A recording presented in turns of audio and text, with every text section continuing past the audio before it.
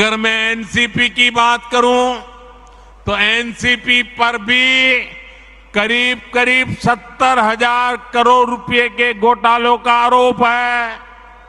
Maharashtra state cooperative bank घोटाला, महाराष्ट्र सिंचाई घोटाला, अवैध खनन घोटाला, इनकी लिस्ट भी बहुत लंबी है। इन पार्टियों के घोटालों का मीटर कभी डाउन ही नहीं होता। दे दो। अगर उनकी घोटाले की गारंटी है तो मोदी की भी एक गारंटी है।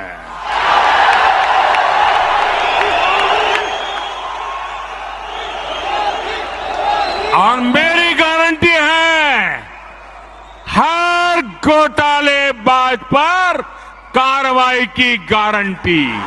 देश के प्रधानमंत्री श्री नरेंद्र मोदी ने जनता को बेवकूफ बनाने का ये नया हथकंडा इस्तेमाल किया है। भ्रष्ट नेताओं पर कार्रवाई करने के नाम का उन्होंने डंका तो बजाया, लेकिन सत्ता बना दी महाराष्ट्र में उन्हीं भ्रष्ट नेताओं के साथ। देखिए नरेंद्र मोदी का एक और जीता जागता झूठ जनता के सामने आ गया। अगर मैं एनसीपी की बात करूं तो एनसीपी पर भी करीब करीब 70,000 करोड़ रुपए के घोटालों का आरोप है।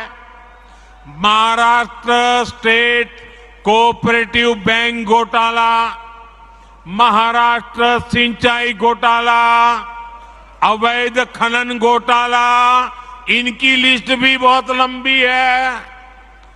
इन पार्टियों के घोटालों का मीटर कभी डाउन ही नहीं होता। मी जे या लोकांना गेल्या माझ्या सगळ्या सभांमध्ये जे मी प्रश्न विचारतोय, या प्रश्नांची यांच्याकडे उत्तर नाहीयेत।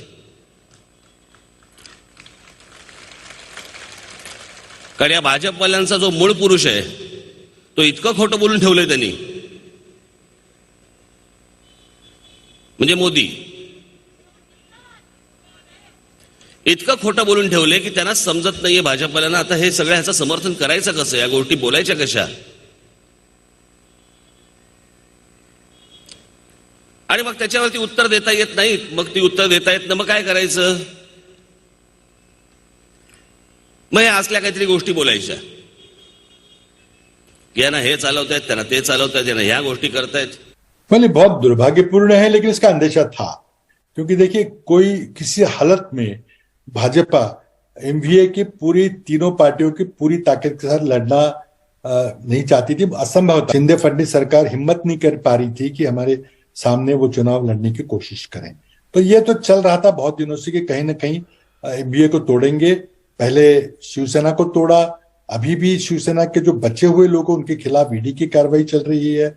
और दूसरी तरफ परसों आपने देखा कि प्रधानमंत्री ने भोपाल की अपनी मीटिंग में ठेठ आरोप किया एनसीपी पर कि एनसीपी एक बहुत भ्रष्ट पार्टी है। उन्होंने 70,000 करोड़ के घोटाले की बात की, उन्होंने सिंचन घोटाले की बात की, उन्होंने स्टेट कोऑपरेटिव बैंक के घोटाले की बात की और शरद पवार जी का नाम लिया, सुप्रिया सुले जी का नाम।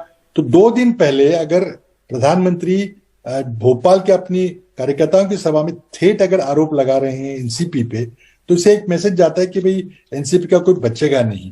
जो भी लोग एनसीपी के छोड़ के गए और मंत्री बने, उनके सभी के खिलाफ करीब करीब कोई ना कोई ईडी की कार्रवाई चली हुई है।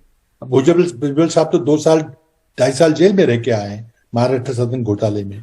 उधर सिंचन जो इरिगेशन स्कैम था उसकी भी इंक्वायरी चल रही है। सबके खिलाफ मैं नाम नहीं लेना चाहता, लेकिन सबके खिलाफ कुछ ना कुछ कार्रवाई हो रही है। और ये भी मैंने सुना था कि ये सब लोग पवार साहब के पास गए थे, उन्होंने कहा था कि हमारा और बहुत दिन एनसीपी में रहना मुश्किल है, हमको जाना पड़ेगा क्योंकि हमको बहुत मुश्किल का सामना करना पड़ रहा है। हमारे घर वालों के खिलाफ ईडी की इंक्वायरी चल रही है, अभी शायद जेल जाना पड़ सकता है। एनसीपी के भ्रष्ट आरोपों वाले नेताओं के साथ में महाराष्ट्र में बीजेपी ने सत्ता वापस संभालने की प्रक्रिया शुरू कर दी। यानी मोदी झूठा, मोदी के वादे झूठे और मोदी की बीजेपी सरकार झूठी। निश्चित तौर पर आने वाले 2024 के लोकसभा चुनाव में बीजेपी और मोदी सरकार को इसका करारा झटका लग सकता है। मुबारक शेख, मुंबई, सहारा न्यूज़। इन पार्टियों के घोटालों का मीटर कभी डाउन ही नहीं होता।